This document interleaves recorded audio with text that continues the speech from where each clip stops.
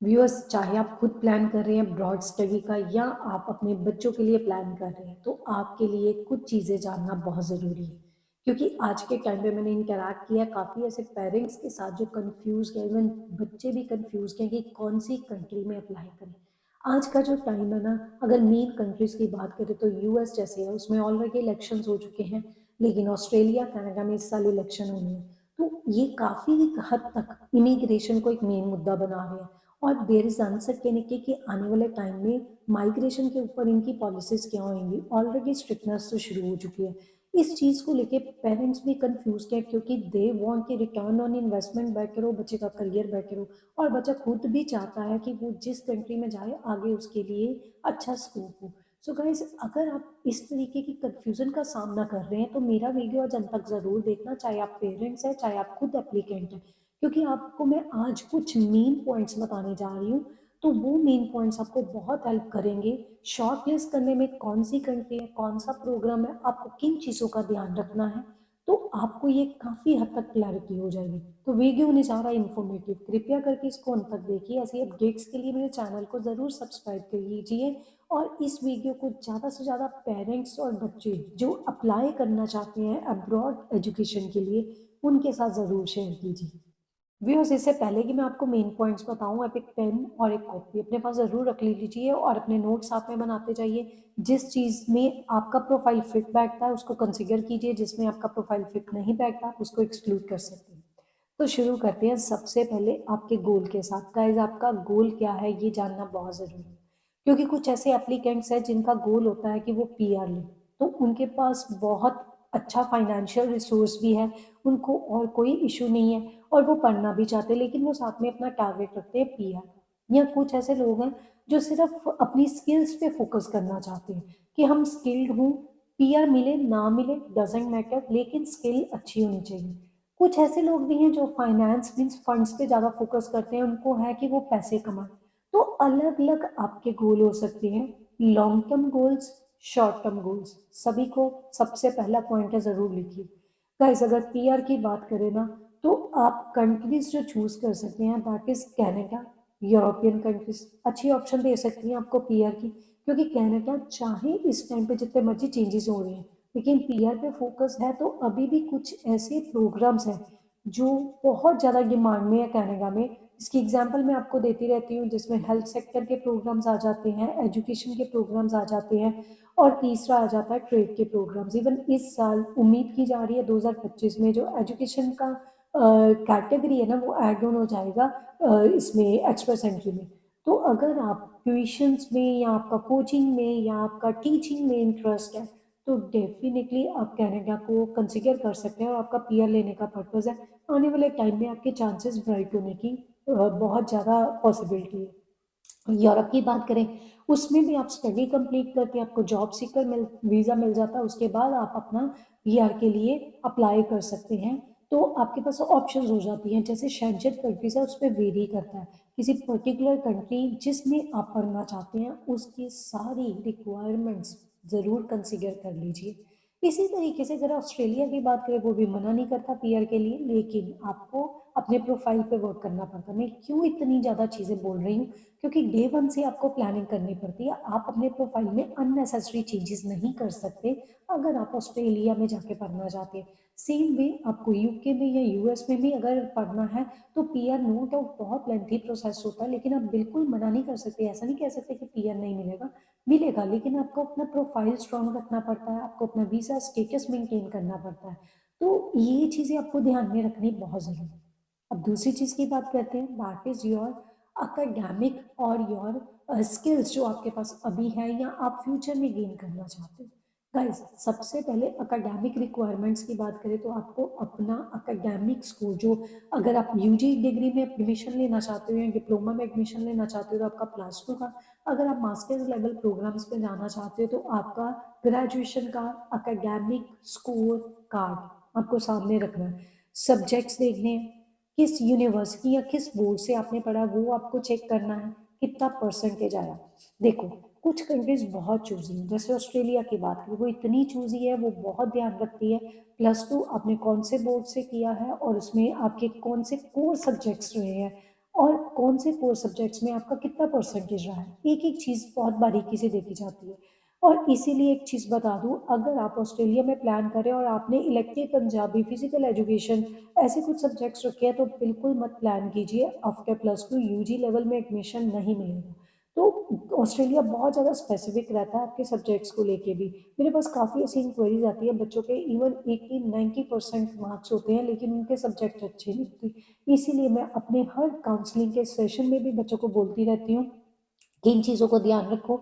अगर आप plus two में हो तो कोशिश कीजिए आप ये सब्जेक्ट्स मत रखें। आपको मेन कोर एकेडमिक सब्जेक्ट्स आपके होने चाहिए, तभी आप जो ऑस्ट्रेलिया जैसी कंट्रीज़ में जाके पढ़ने का ड्रीम फुलफिल हो जाएगा।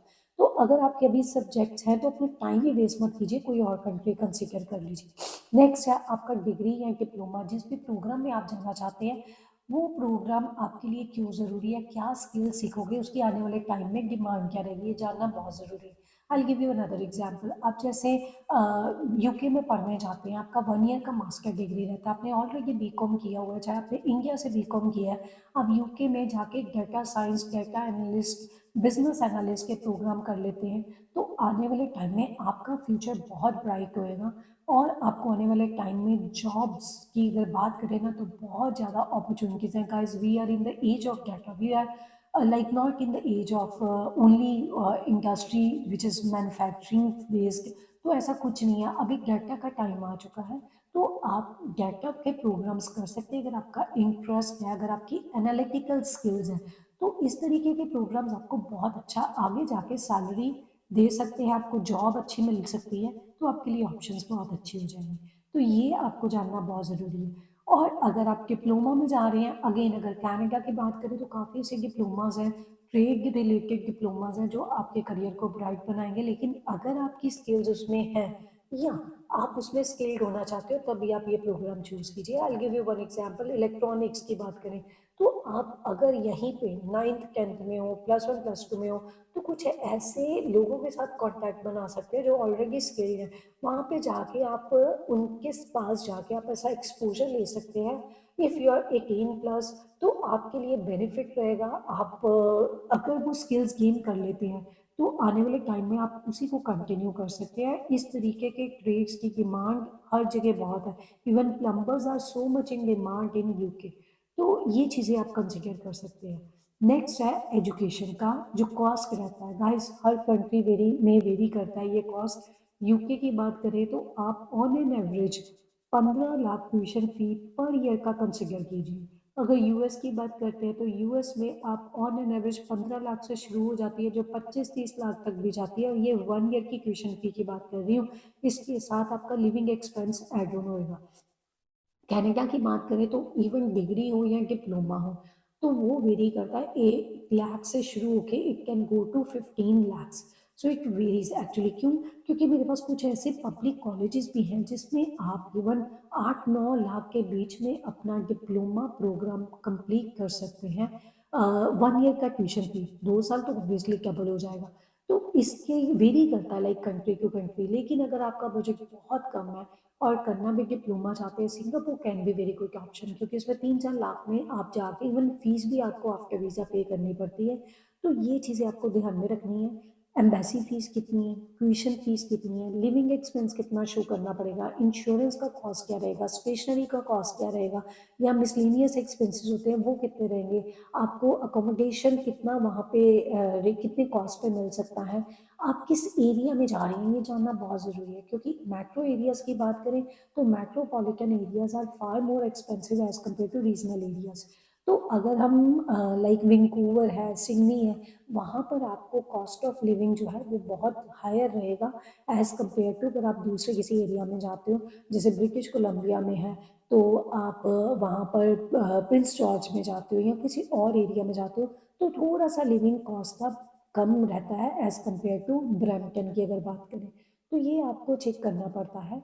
तो इसके लिए आप अपना रिसर्च कर सकते हो, ये सारी कॉस्ट को कंसिडर कीजिए। अगली जो मेन इम्पॉर्टेंट चीज़ है कि आप स्टडी कंप्लीट करते हो, तो अगर आपका पीआर का प्लान है या आप अपना रिटर्न ऑन इन्वेस्टमेंट देखना चाहते हो, तो आपके लिए वहाँ पे क्या अपॉर्चुनिटीज़ है वर्क को लेके। सो गाइस, यूएस की बात करें, ओपीटी आपको मिल जाता है, सीपीटी है, कुछ ऐसे प्रोग्राम्स हैं, डे 1 से आप जॉब करनी शुरू कर सकते हो। कनाडा या बाकी कंट्रीज़ की भी बात करें, कहीं पे 24 आवर्स पर वीक आपको मिल जाते हैं वर्क के लिए, पार्ट टाइम जॉब की बात कर रही हूँ। उसी के साथ कहीं पे 30 आवर्स मिल जाते हैं, जैसे फ़िनलैंड हो गया। तो ये भी आपको चेक करना है, आपको कितना टाइम पार्ट टाइम जॉब के लिए मिल रहा है, आप एलिजिबल होते हो। और उसी के साथ सिर्फ टाइम मिलना ही इनफ नहीं होता, आपको कितनी जॉब अपॉर्चुनिटीज़ वहाँ पे मिल रही हैं, इस चीज़ को भी कंसिडर करना बहुत ज़रूरी है। ज़रूर ध्यान दीजिए इस चीज़ के ऊपर भी, क्योंकि अगर आप पार्ट टाइम जॉब करते हैं या आप काम स्टडी करने के बाद वहाँ पे वर्क परमिट अप्लाई करते हैं, तो ये चीज़ें आपको बहुत हेल्पफुल रहेंगी, क्योंकि यूके में जो वर्क परमिट है वो आपको ग्रेजुएट रूट मिल जाता है। इसी के साथ कनाडा में पीजीडब्ल्यूपी भी मिल जाता है, यूरोप में जॉब सीकर वीज़ा मिल जाता है। तो ये सारी चीज़ें आपको ध्यान में रखनी है। अगली इम्पॉर्टेंट चीज़ है वो है वीज़ा को लेके। गाइस, इंटरनेशनल एजुकेशन का मज़ा तभी है जब आप उस कंट्री में जाके पढ़ते हैं, वहाँ के लोगों से इंटरैक्ट करते हैं, वहाँ के कल्चर को एब्ज़ॉर्ब करते हैं, वहाँ की लोकल कम्युनिटी के साथ आपको मौका मिलता है कि आप उनके साथ बात करें। और जो स्टडी, जो सबसे इम्पॉर्टेंट चीज़ है, अब वहाँ के प्रोफेसर्स या वहाँ का एजुकेशन सिस्टम में जाके पढ़ते हैं, तो तभी उसका मज़ा आता है, तभी उसका रियल एक्सपीरियंस मिलता है, तो उसके लिए वीज़ा बहुत ज़रूरी है। सो गाइस, जिस भी कंट्री में जा रहे हैं, वीज़ा की रिक्वायरमेंट पहले ही चेक कर लीजिए। आपको क्या फाइनेंशियल शो करने पड़ेंगे, कितने पुराने, आपका स्पॉन्सर कौन हो सकता है, उसका सोर्स ऑफ इनकम क्या रहेगा, इसके अलावा एम्बेसी की क्या रिक्वायरमेंट्स है, आपको कौन से डॉक्यूमेंट्स देने हैं, क्योंकि गाइस वीज़ा आपके डॉक्यूमेंट्स पे लगना है। एम्बेसी ऑफिसर ने आपको नहीं देखा, आपको नहीं जानता। हाँ, नो डाउट कुछ एरियाज़ में, कुछ कंट्रीज़ के लिए आपका इंटरव्यू मैंडेटरी रहता है। अगर बात करें कंट्रीज़ की, तो मेजॉरिटी ऑफ द कंट्रीज़ में आपको इंटरव्यू फेस करना पड़ता है। यूएस में F1 वीज़ा के लिए आपको इंटरव्यू फेस करना पड़ता है। शेंजन में मोस्ट ऑफ द कंट्रीज़ में आपका इंटरव्यू होता है, कहीं पे वीएफएस में बेसिक क्वेश्चंस होते हैं, कहीं पे एम्बेसी आपको बुलाती है।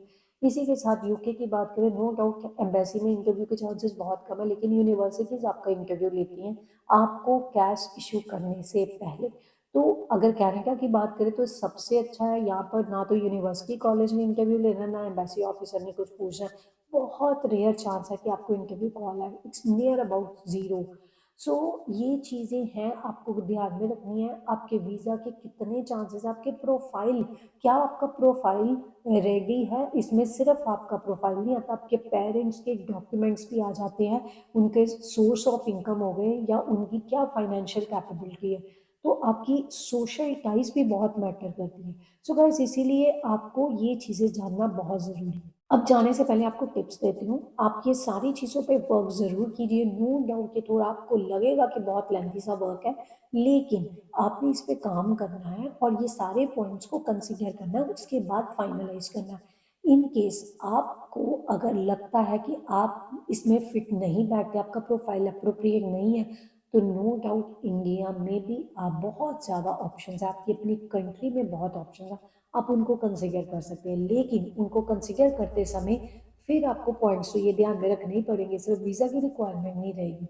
एक और चीज़ आपको बड़ी इंपॉर्टेंट है जो बता दूँ, कि आप लोग अपने सोशल मीडिया हैंडल्स जो भी आप यूज़ करते हैं, उनको कहीं न कहीं अपने गोल के साथ अटैच ज़रूर कीजिए। आपको बहुत हेल्प करेगा, चाहे वो वीज़ा का केस हो या आने वाले टाइम में आपने अपना जॉब ऑप्शन चूज़ करना है। कहीं न कहीं जो आप स्किल सीख रहे हैं, उसको साथ में आप अपडेट कर रहे हैं सोशल मीडिया हैंडल के द्वारा, तो डेफ़िनिटली स्ट्रॉन्ग पॉइंट बन जाता है आपके रिज़्यूम में। सो ये तो रही golden tip. So guys, video रहा है इन्फॉर्मेटिव, थैंक यू कि आपने इसको अंत तक देखा। ऐसी और इम्पोर्टेंट अपडेट्स के लिए मेरे चैनल को ज़रूर सब्सक्राइब कीजिए। अगर आपको लगता है किसी इम्पोर्टेंट टॉपिक पे हमें वीडियो बनाना चाहिए, आप कृपया करके इसको कमेंट बॉक्स में मेंशन कर सकते हैं। कोई क्वेश्चन है, कोई क्वेरी है, कमेंट बॉक्स में ज़रूर मेंशन कीजिए। और अगर आप चाहते हैं कि आप online one two one counselling session arrange करना चाहते हैं, it is totally free of cost. आप पेरेंट्स, आप भी, और बच्चे जो एप्लीकेंट्स हैं आप भी, ज़ूम सेशन में आके हम लोगों के साथ काउंसलिंग ले सकते हैं, करियर काउंसलिंग, ताकि आपको जो कन्फ्यूज़न है वो दूर हो जाए और क्लैरिटी आ जाए। Thank you very much for watching ये लाइन। मेरा अगला वीडियो किसी और इन्फॉर्मेशन के ऊपर होएगा, तब तक के लिए stay informed and stay vigilant.